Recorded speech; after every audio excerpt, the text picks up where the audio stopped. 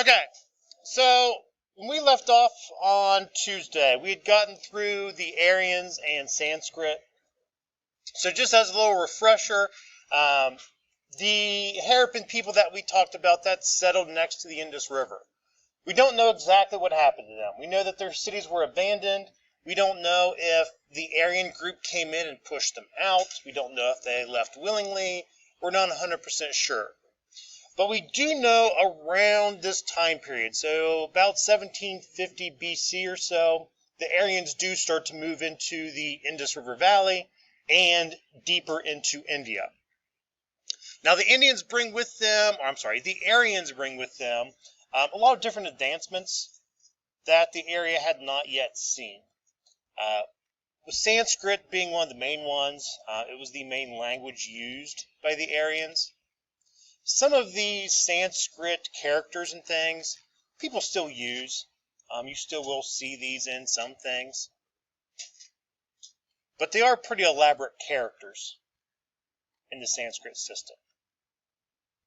The other thing that was pretty unique for the Aryans was their farming methods.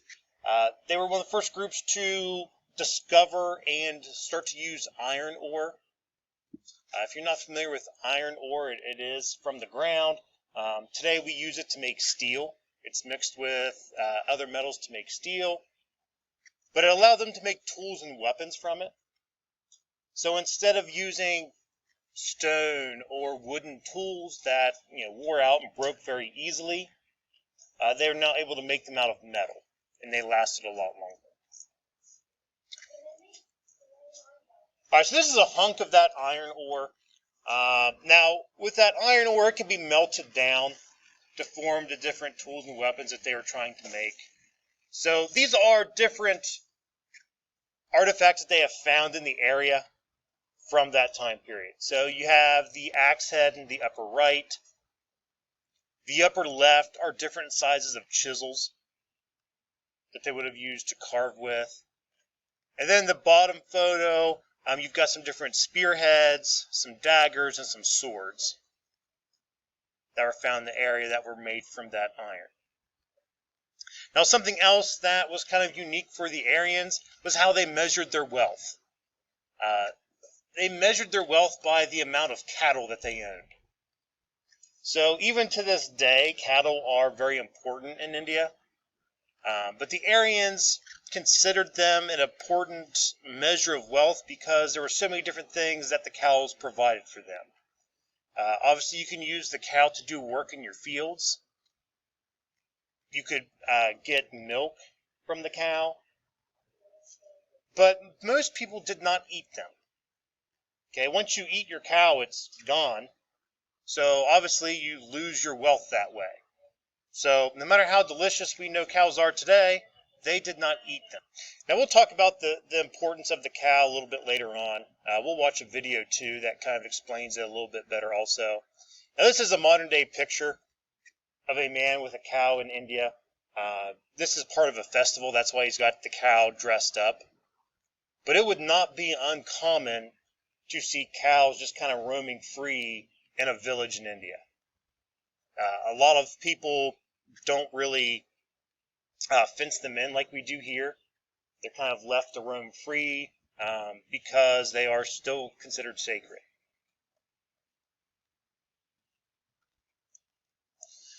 Now, the other advancement that the Aryans are going to bring with them is their religion. So this is where we're going to pick up our fourth of the 5 religions we'll talk about this year. And it's called Hinduism. Now, Hinduism is the 3rd largest practiced religion in the world, but it's practiced mostly in India today. But it's still based off of the old Aryan beliefs. There are different hymns and stories, prayers, practices, all that kind of stuff. But the core of the religion is written down in a set of books called the Vedas. So notice how it says sacred books of Hinduism there for Vedas. There's more than one book, okay, that they go off of. But those books collectively are just referred to as the Vedas. That's all I'm going to have you know. But Hinduism is a lot different than the other three religions that we've talked about so far. Now, it is based on the belief that there's one God, but there's a twist. Their belief is that that one God can take millions of different forms. And each time that the God takes a different form, they're given a different name, and they refer to those as deities. So there are literally millions of different deities in Hinduism. Now, sometimes people will confuse that with there being multiple gods, but like I said, we'll watch a different video later on where they'll have a Hindu priest. They'll interview a Hindu priest, and he'll talk about, God is one, but he reincarnates himself to whatever people need. So with these different deities, though, again, this is another thing that's kind of unique that a lot of you probably aren't going to be used to, is how these deities appear. A lot of them mix animal and human characteristics. So there are two different ones shown here. The one on the left is called Vishnu. It is the light and creator deity. The one on the right is Ganesh. It's the deity of good fortune. But if you notice, both of these deities have, 4 arms. The one has the head of an elephant. Okay, so their appearance is usually not what we would consider, I don't want to say normal, but not something you're used to seeing. But like I said, it's the thought that it's that same God, or that one God that has changed its appearance, and these different appearances are called deities.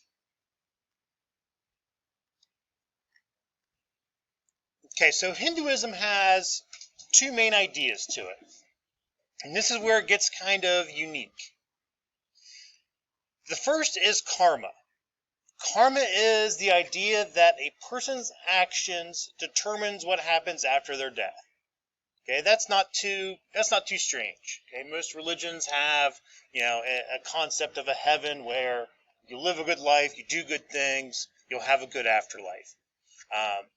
In Hinduism, they call that karma. It is your good actions or your bad actions while you're alive. The second part of it is the different part. Reincarnation. That is the belief that after a person dies, their soul is reborn, that's the key word there, reborn into a different body. So you'll see on movies and TV shows where, a person, is reincarnated and they wake up in someone else's body. Okay? That's not how reincarnation works in Hinduism. In Hinduism, reincarnation starts at birth. Okay, so let's say, for example, let's say I was Hindu and I believe in Hinduism. I believe in this idea of karma and reincarnation. That means that I would believe that I had a previous life, and in this previous life I must have died, and I was reborn as old Mr. Powell, as a little teeny tiny baby. Now, do I remember my previous life? Of course not. I don't remember being anybody else other than myself. So, with reincarnation, it's not like you remember the previous life you had. All that you know, or all that you really believe, is that based on your current life, what your previous life was like. So, for example, let's say I was born into a very poor family. Poor family, didn't have, a good home life, whatever.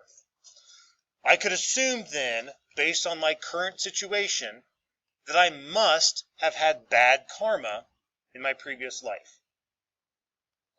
On the flip side of that, maybe I was born into a really wealthy family, and I had this really good life.